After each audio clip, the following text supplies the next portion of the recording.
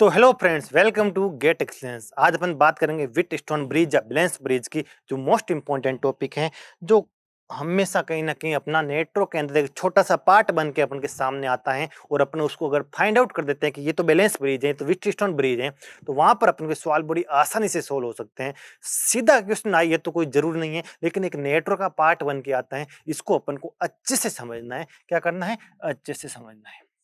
Wheatstone bridge को इतना easy topic अपन किसी एक एग्जाम्पल की मदद से समझते हैं। क्या समझते हैं? इसको एक एग्जाम्पल लेके समझते हैं तो आपको अच्छे से दिमाग में सेट हो जाएगा। व्हीटस्टोन ब्रिज कह दो या फिर बैलेंस ब्रिज कह दो, बोथ आर सेम थिंग।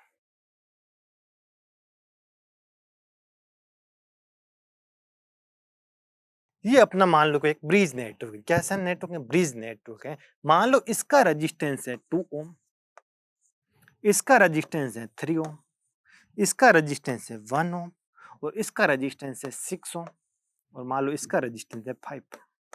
ये आपके सामने एक ब्रिज नेटवर्क आपको गिवन है, और मैंने ऐसे एज्यूम कर लिया, यहाँ पर अपने वोल्टेज अप्लाई किया V, और उसकी वजह से इसमें करंट फ्लो हो रही है, I करंट फ्लो हो रही है। आई होप यहाँ तक आपको ये नेटवर्क में कोई दिक्कत नहीं आ रही होगी कि ये 2 ओम का, 6 ओम का, 1 ओम का, 3 ओम का कनेक्टेड है, और 5 ओम का इनके डायगोनल के अकॉर्डिंग एक कनेक्टेड है। तो देखो, हमेशा आपको कैसे पता चलेगा कि ब्रिज बैलेंस है या नहीं है, उसकी बात करेंगे। बैलेंस होगा तो उसका क्या मतलब होगा?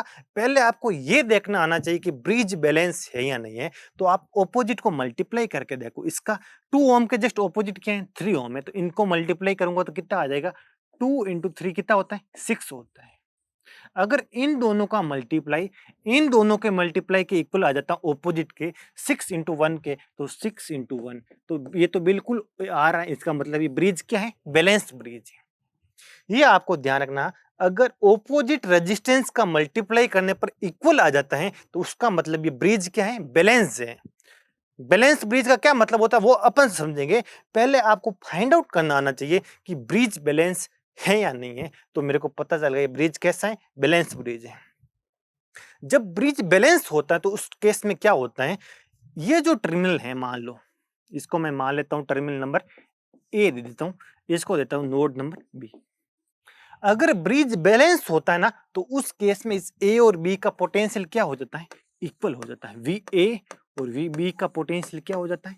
इक्वल हो जाता है। ये ध्यान रखना। पहले तो आपको ब्रिज बैलेंस है या नहीं है वो देखना आना चाहिए, और ब्रिज बैलेंस हो गया तो आपको ये पता होना चाहिए कि जब ब्रिज बैलेंस होगा तो ये जो रेजिस्टेंस इनके बीच में कनेक्टेड है 5 ओम का डायगोनल के अकॉर्डिंग, तो उनके दोनों नोड का पोटेंशियल क्या हो जाएगा? इक्वल हो जाएगा।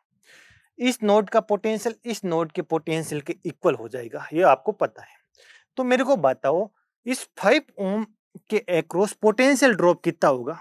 ये मैंने पोटेंशियल ड्रॉप वी एज्यूम कर लिया। मान लो मैंने एज्यूम कर लिया 5 ओम रेजिस्टेंस के अक्रॉस पोटेंशियल ड्रॉप कितना है? वी। तो मेरे को बताओ वी की वैल्यू क्या होगी? वी का पॉजिटिव किससे कनेक्टेड है? ए से। इसका पोटेंशियल कितना है? मान लो वी ए है। वी का है ना नेगेटिव किससे कनेक्टेड है? बी से। इसका पोटेंशियल मैंने एज्यूम कर लिया बी है। तो वी ए और वी बी तो इक्वल होता है जब ब्रिज मेरा बैलेंस होता है। इसका पोटेंशियल इसके पोटेंशियल के इक्वल आ जाता है। तो मेरे को बताओ इस 5 ओम रेजिस्टेंस के अक्रॉस पोटेंशियल ड्रॉप क्या होगा? तो पोटेंशियल ड्रॉप वी की वैल्यू कैसे अपन करते हैं कैलकुलेट? पॉजिटिव से कौन कनेक्ट है? वी ए माइनस नेगेटिव से कौन कनेक्टेड है? V B. V B. और अपन को पता है कि ब्रिज क्या है? बैलेंस है। बैलेंस है तो वी ए वी बी के इक्वल आ जाएगा। तो 5 ओम के अक्रॉस पोटेंशियल ड्रॉप कितना आ जाएगा? 0 आ जाएगा। 5 ओम के अक्रॉस पोटेंशियल ड्रॉप कितना आ गया? 0। तो इसके अंदर फ्लो होने वाले करंट की वैल्यू कितनी होगी? ओम्स लॉ के हिसाब से मैं कह सकता हूं आई इक्वल टू क्या होता है? V अपॉन आर कितना है? 5 है, तो V अपॉन 5। लेकिन V की वैल्यू कितनी है? 0 है। तो इसके अंदर करंट भी कितनी होगी? 0। मतलब इसका एक्रॉस पोटेंशियल ड्रॉप भी कितना होगा? 0 होगा। और इसमें फ्लो होने वाली करंट भी कितनी होगी? 0 होगी। आई होप यहां तक तो आपको कोई दिक्कत ना आना चाहिए। ब्रिज बैलेंस है तो इसका पोटेंशियल इक्वल आ जाएगा। इसके अक्रॉस पोटेंशियल ड्रॉप कितना आ जाएगा? 0 आ जाएगा। और इसमें फ्लो होने वाली करंट की वैल्यू भी क्या आ जाएगी? 0 आ जाएगी। तो आपको मेरे को बताओ V इक्वल टू 0 का मतलब क्या होता है? Short circuit. I equal to 0 का मतलब क्या होता है? Open circuit. तो इसका मतलब ये ओपन सर्किट भी कर सकता हूँ और शॉर्ट सर्किट भी कर सकता हूँ। मेरे पास दोनों ऑप्शन है। जब ब्रिज बैलेंस हो जाता है तो इस 5 ओम की रेजिस्टेंस को आप ओपन सर्किट भी कर सकते हो और शॉर्ट सर्किट भी कर सकते हो, क्योंकि इसके अंदर फ्लो होने वाली करंट की वैल्यू भी मतलब कितनी है, 0 है। और 5 ओम की रेजिस्टेंस के अक्रॉस पोटेंशियल ड्रॉप भी कितना है, 0 ही है। तो इसको अपन ओपन भी कर सकते हैं और शॉर्ट भी कर सकते हैं। कैसे? मैं ले रहा हूं केस नंबर 1, जिसके अंदर मैं ओपन करूंगा। ये मेरा 2 है, ये 6 था, ये 1 था, ये 3 ओम था, ये 1 ओम था, ये 6 ओम था, ये 2 ओम था, और ऐसे कुछ एक पोटेंशियल लगाया था मैंने वी, और इस वजह से इसके अंदर करंट कितनी फ्लो हो रही थी, आई। तो इसके अंदर मैंने देखा 5 ओम के अंदर करंट कितनी फ्लो हो रही थी, 0 करंट फ्लो हो रही, तो मैंने ओपन सर्किट कर दिया। मेरे को पता था 5 ओम के अंदर करंट भी 0 था, उसके अक्रॉस पोटेंशियल ड्रॉप भी कितना था, 0 था। तो ओपन सर्किट कर दिया। तो ओपन सर्किट का मतलब क्या हो गया, करंट इक्वल टू 0। अब शॉर्ट सर्किट को कैसे रिप्रेजेंट करूंगा, अब मैं ऐसे लिखूंगा, एक ऐसा ओपन सर्किट है जिसका पोटेंशियल ड्रॉप कितना है, 0। आपको ऐसा लिखना पड़ेगा। मतलब इस नोड ए का पोटेंशियल नोड बी के पोटेंशियल के अभी भी इक्वल है। जब ओपन करूंगा तो ऐसे मत सोच लेना उस केस में ए और बी का पोटेंशियल अलग अलग हो जाएगा।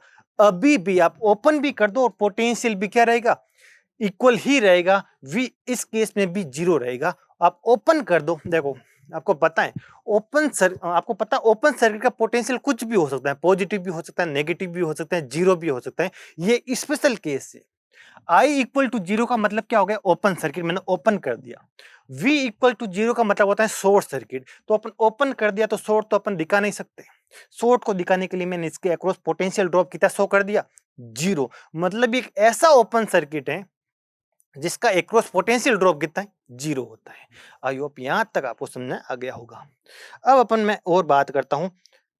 अगर कोई चाहे कि मैं तो शॉर्ट सर्किट करूंगा तो उस केस में अपन क्या करेंगे, 2613, ये अपना 2 था, ये 6 था, ये मेरा 1 था, ये मेरा क्या था, 3 था, और ऐसे अपना पोटेंशियल वी लगाया था, इसमें करंट आई फ्लो हो रही थी। लेकिन इस ब्रांच में करंट भी कितनी थी, 0, पोटेंशियल भी कितना था, 0। करंट 0 मतलब ओपन सर्किट, पोटेंशियल 0 मतलब शॉर्ट सर्किट। तो अपन इसको शॉर्ट भी कर सकते हैं। क्या कर सकते हैं, V इक्वल टू 0 का मतलब क्या है, शॉर्ट सर्किट है। तो मैंने उस एलिमेंट को क्या कर दिया, शॉर्ट कर दिया। लेकिन करंट को अपन 0 दिखाना है, करंट 0 मतलब ओपन सर्किट, शॉर्ट कर दिया तो ओपन तो दिखा नहीं सकता। तो उस वजह से ये एक ऐसा शॉर्ट सर्किट है जिसके अंदर करंट कितनी फ्लो होती है, 0 एम्पियर करंट फ्लो होती है। ये आपको शो करना पड़ेगा, क्योंकि ये ब्रांच दोनों प्रॉपर्टी को फॉलो करता है। तो एक प्रॉपर्टी को तो मैं ऐसे दिखा सकता हूं, V इक्वल टू 0 को तो मैंने शॉर्ट सर्किट के द्वारा दिखा दिया। किसके द्वारा दिखा दिया, शॉर्ट सर्किट के द्वारा दिखा दिया। अब मेरे को I इक्वल टू 0 दिखाना है। I इक्वल टू 0 दिखाने का सबसे अच्छा तरीका था ओपन सर्किट से दिखाते हैं। तो अपन ऐसे थोड़ी करेंगे, पहले शॉर्ट करेंगे फिर ओपन कर देंगे, तो उसका कोई सिग्निफिकेंस नहीं रहा। तो A को तो मैंने सिंबल के द्वारा दिखा दिया, दूसरे को नोटेशन के द्वारा दिखाना पड़ेगा। ताकि अब देखो, ये कोई जरूरी नहीं है शॉर्ट सर्किट में करंट 0 ही हो। शॉर्ट सर्किट में करंट कुछ भी हो सकती है, पॉजिटिव हो सकती है, नेगेटिव हो सकती है, 0 कुछ भी हो सकती है। लेकिन ये एक स्पेशल शॉर्ट सर्किट है। विथ स्टोन ब्रिज के केस में एक स्पेशल तरीके का शॉर्ट सर्किट बनता है जिसमें करंट कितनी फ्लो होती है, 0 एम्पियर फ्लो होती है। और आपको पता है कोई ओपन सर्किट है तो ओपन सर्किट के अक्रॉस पोटेंशियल ड्रॉप कुछ भी हो सकता है, पॉजिटिव हो सकता है, नेगेटिव हो सकता है, 0 हो सकता है, कुछ भी हो सकता है। लेकिन ये एक स्पेशल तरीके का ओपन सर्किट है जिसके अक्रॉस पोटेंशियल ड्रॉप कितना आ रहा है, 0 आ रहा है। ओपन सर्किट के द्वारा मैंने I इक्वल टू 0 को दिखा दिया। ये तो मैंने एक सिंबल दिखा दिया ओपन सर्किट करके। V इक्वल टू 0 को मैंने इसका नोटेशन करके दिखा दिया। V इक्वल टू 0 मैंने ये दिखा दिया, एक ऐसा ओपन सर्किट है जिसके अक्रॉस पोटेंशियल ड्रॉप कितना है, 0 है। और अगर मेरे को मान लो ये क्वेश्चन दे, ये का ये 2 दे दे, 6 दे दे, ये मेरा मान अभी के मैं वापस बना रहा हूँ, 5 ओम दे दे, 1 ओम दे दे, 3 ओम दे दे, ऐसा नेटवर्क दे और ऐसे पूछे इधर से सीन करने पर आर इक्विवेलेंट कितना दिखेगा, क्या दिखेगा, आर इक्विवेलेंट कितना होगा। तो आपको पता है कि ये 2 × 3 6 1 × 6 आपस में मतलब ये ब्रिज क्या है, मतलब बैलेंस ब्रिज है। तो आपको पता है इस 5 ओम के रेजिस्टेंस के अंदर करंट कितनी होगी, 0। इसके अक्रॉस पोटेंशियल ड्रॉप भी कितना होगा, 0। तो आप इसको शॉर्ट भी कर सकते हो, ओपन भी कर सकते हो, दोनों कर सकते हो। दोनों में आंसर क्या आएगा, सेम आएगा। एक बार मान लो आपने इसको ओपन कर दिया, ओपन करते ही ये सवाल बहुत इजी बन जाएगा। 2 और 1 किस में होंगे, सीरीज में, तो इसका इक्विवेलेंट कितना होगा, 3। इनका इक्विवेलेंट कितना होगा, 9। आपस में किस में होंगे, पैरेलल में। तो आंसर कितना आ जाएगा, 3 × 9/12 आ जाएगा। तो ये कितना हो जाएगा, 4। तो आंसर कितना आ जाएगा, 9/4 ओम आ जाएगा इनका इक्विवेलेंट। और किसी को क्या, मेरे को तो ये ओपन अच्छा नहीं लगता। कोई बंदा अगर शॉर्ट कर दे, क्या कर दे, शॉर्ट कर दे, तो देखो ये आपस में पैरेलल में, ये आपस में पैरेलल में, इनका इक्विवेलेंट आपस में किस में हो जाएंगे, सीरीज में हो जाएंगे। तो इनका इक्विवेलेंट कितना होगा, इनका इक्विवेलेंट 6 × 12 12/8 आ जाएगा, यानी 12/8 आ जाएगा, मतलब 3/2 आएगा, नहीं आएगा, इनका इक्विवेलेंट बिल्कुल आएगा।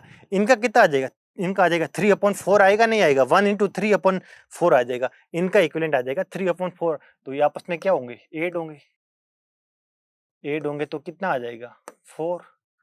ऊपर कितना आ जाएगा, 6 + 3। यहाँ पर भी कितना इक्विवेलेंट आ रहा है, 9/4 ओम ही आ रहा है। यहाँ अपन ओपन किया फिर भी उस टाइम भी 9/4 ओम ही आ रहा था। अपन इसको शॉर्ट किया उस टाइम भी 9/4 ओम ही आएगा।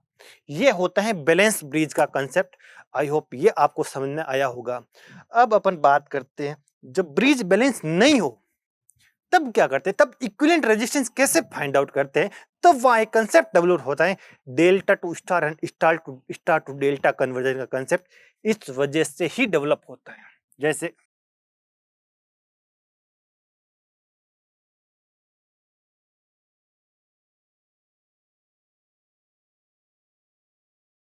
आपको ऐसा नेटवर्क दे दे और पूछे यहां से सीन करने पर आर इक्विवेलेंट कितना दिखेगा आपको, आर इक्विवेलेंट फाइंड करने के बाद पूछे ए बी टर्मिनल के अक्रॉस आर इक्विवेलेंट पूछे, तो देखो ब्रिज ब्रिज बैलेंस है या नहीं है। तो 2 × 5 कितना हो गया, 10 हो गया।